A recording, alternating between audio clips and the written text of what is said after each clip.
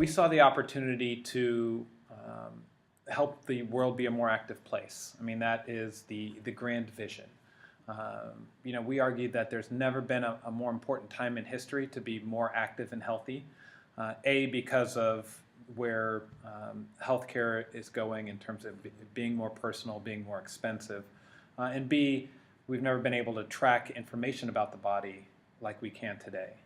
So today we can know how many calories we burn, how many steps we've taken, our level of effort, of exertion, also our heart rate at a moment's notice, things that were really never possible even just 5 years ago. So what we're doing with Rock My World, and specifically Rock My Run, is leveraging all that data to improve the exercise experience.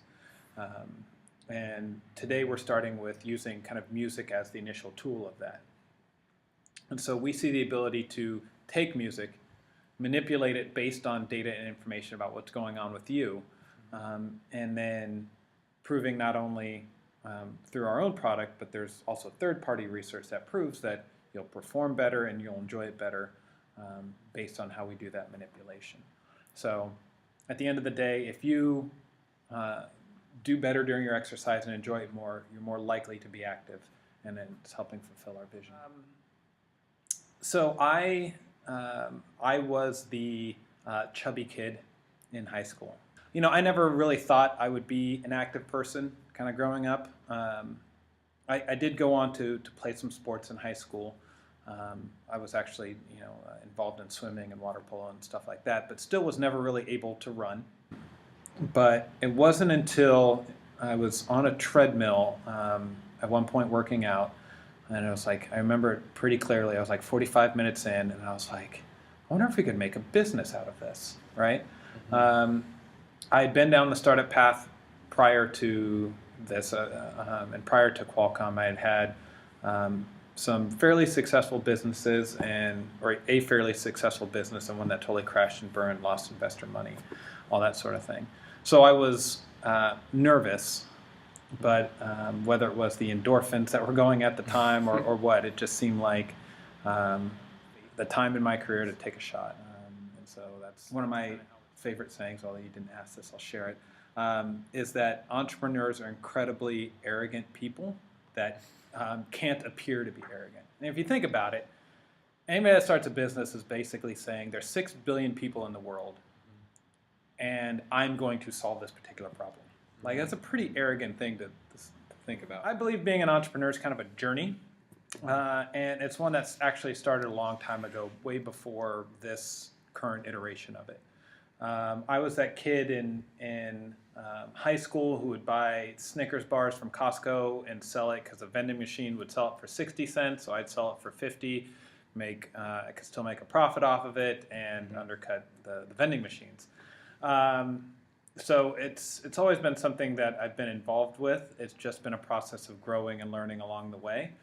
Thing that I've run into along the way, and I think it's what a lot of entrepreneurs run into, is the balance between something that's realistic and a big enough idea that's worth risking your money, your time, your energy, your lifestyle for. When we initially conceived Rock My Run, it wasn't where it is today. And today, I mentioned about helping the world be more active, and part of the way we do that is by becoming the largest hub of exercise information in the world. That's what we think we can do. That's not how it started. We didn't start off and say, hey, let's become the largest hub of exercise information in the world. We started off saying, hey, let's do cool mixes for runners, right? Let's put DJs to work and use their skills for good, not evil, instead of helping people hook up in the club, help them lose some weight. And so the idea was really pretty small at the time.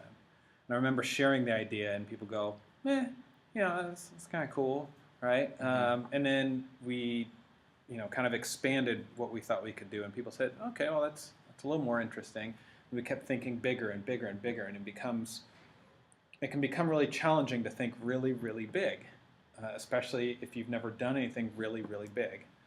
You think about your world and what affects you or what you've been exposed to. There's a whole different set of technical challenges and HR challenges, hiring people, financing challenges, getting the money to do this. family challenges, convincing your wife that it's a good idea for you to leave your job. There's all those sorts of challenges, but I think it all stems from what is it really that you're doing, and that has continued to evolve and get bigger. And I think we're finally to the point where it's like that's it. But who knows? The challenges vary daily. Some days it's trying to raise money, which is always a huge challenge for anybody.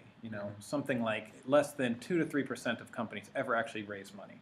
So if you think about it, the likelihood of it happening are pretty slim, and I'm excited that we've been able to already raise some money along the way. As an entrepreneur, and especially as a founder, CEO, one of my daily biggest challenges is staying even-keeled, right? So you can get very excited about being featured on the Today Show, and then very depressed when you've spent all this time pitching an investor, and they're interested, and they say, no, I'm not interested. You go, what just happened, dude? Like, everything was good. What happened? And you get a lot of no's, right? So, and as you watch your burn rate, that can create a lot of pressure. 1 year, I expect us to be, very clearly at about 1.5 to 2 million users, 40% active in a given month, on pace to do 5 million in revenue. I expect us to be going out for a Series A, raising a $5 million round at a $15 million pre-money valuation.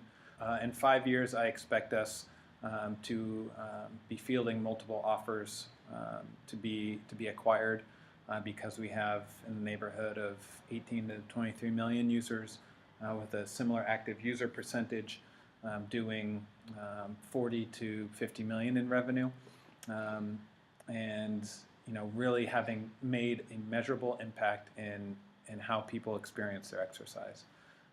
It's always easy to say in hindsight, but I would have been way more aggressive. Okay. So, I had a great job at Qualcomm. Qualcomm is one of the great companies in this country, right? That's why they're consistently ranked top 5 to work for. So we did a lot of build and measure. And you do that because you're looking to mitigate risk, right? You're saying, do I really want to invest this time? Let me build out this little thing and measure it. Okay, well, that worked pretty well. Let me build out this other thing, which sounds like the right path to go down. But it can take a long time. And, you hear that startups need to move quickly. And I think that people say that because, they think of competition or changing market conditions or what have you, and that's all true. But one of the biggest reasons to move quickly is because it energizes people. I would say think big. I've been involved in the startup community now for a couple of years, and I see a lot of people who don't think very big. I think they're limited by their ability to think, well, it would be great if I did 5 million in revenue in 5 years. It's like, well, yeah, I can see why you think that would be cool, but nobody wants to join you on that journey, and you have to have people along the way. I just have had a great team of people who are willing to work for free or equity, willing to sacrifice their time because it's something that's interesting and growing very quickly. And because it's become a big idea, right? So, I would challenge all the entrepreneurs to think big about what they're doing. You obviously have to have the plans to get there. You can't just say, it's going to create the next Facebook or whatever, right? But tackle a big idea, and then start with the first implementation and envision how that can get there.